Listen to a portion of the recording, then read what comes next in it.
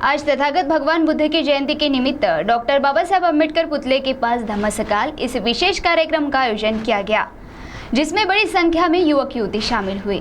तो आइए जानते हैं इस कार्यक्रम के संबंध में प्रवीण खोबरागड़े ने क्या जानकारी दी।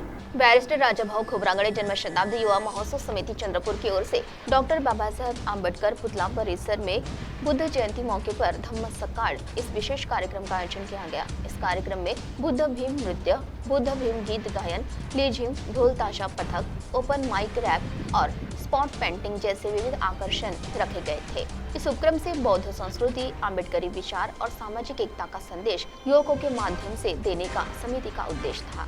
तो आइए सुनते हैं इस संदर्भ में प्रवीण खोबरागड़े ने और अधिक क्या जानकारी दी।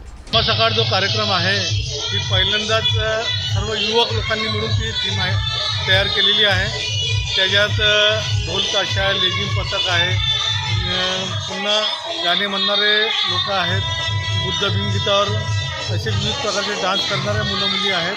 तसा हा सकाळपासूनचा जो 6 वाजेपर्यंत कार्यक्रम सुरू आहे, अतिशय सुंदर असा कार्यक्रम आयोजित झालेला आहे। लोकांना फार म्हणजे बरं वाटलं की हा पहिल्यांदा कार्यक्रम या ठिकाणी आयोजित केल्यामुळे लोकही अत्यंत खुश आहेत। असे कार्यक्रम दरवेळेस व्हायला पाहिजे असं लोकांची भावना आहे।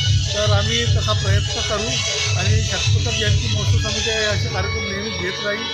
आणि आपल्याला सांगू इच्छितो की भगवान बुद्धाची जयंती पूर्ण विश्वभर साजरी होते आणि आम्ही देशातही साजरी करतो, चंद्रपूर शहरात तर फार मोठ्या प्रमाणात साजरी करत असतो।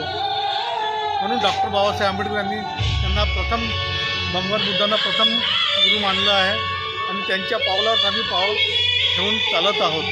बाबासाहेबांचे अनुयायी म्हणून बाबासाहेबांनी जे चळवळ समोर द्यायला सांगितली ती चळवळ आम्ही समोर नेत आहोत। आणि आज बुद्ध जयंती असल्यामुळे इथे पण दिवसभराचे कार्यक्रम आम्ही आयोजित केले सकाळपासूनचे म्हणजे रात्री 10 वाजेपर्यंत। सर्वांनी अवश्य आहे, धन्यवाद। आज आपण बघतो आहे की आमच्यासाठी हा एक सुवर्ण क्षण आहे, कारण आज तथागत गौतम बुद्धांची जयंती आहे आणि त्यानिमित्तानं आपण आज इथे जल्लोष बघतो आहे। आपल्या बाजूला तिथे धम्मसकाळ सुरू आहे आणि हा धम्म खरं तर भारतातला धम्म होता आणि तो कुठेतरी लुप्त झालेला होता। तर बाबासाहेबांनी तो आम्हाला देऊ केला, परत ती जी गरिमा होती धम्माची ती परत एकदा आम्हाला पटवून दिली महती आणि त्या माध्यमातून आम्ही आज इथे शतकोत्तर जयंती महोत्सव समितीतर्फे इथे दरवेळेसच इथे पुतळ्याजवळ कार्यक्रम घेत असतो आणि यावेळेस तर कार्यक्रम अगदी भरगच्च आहे।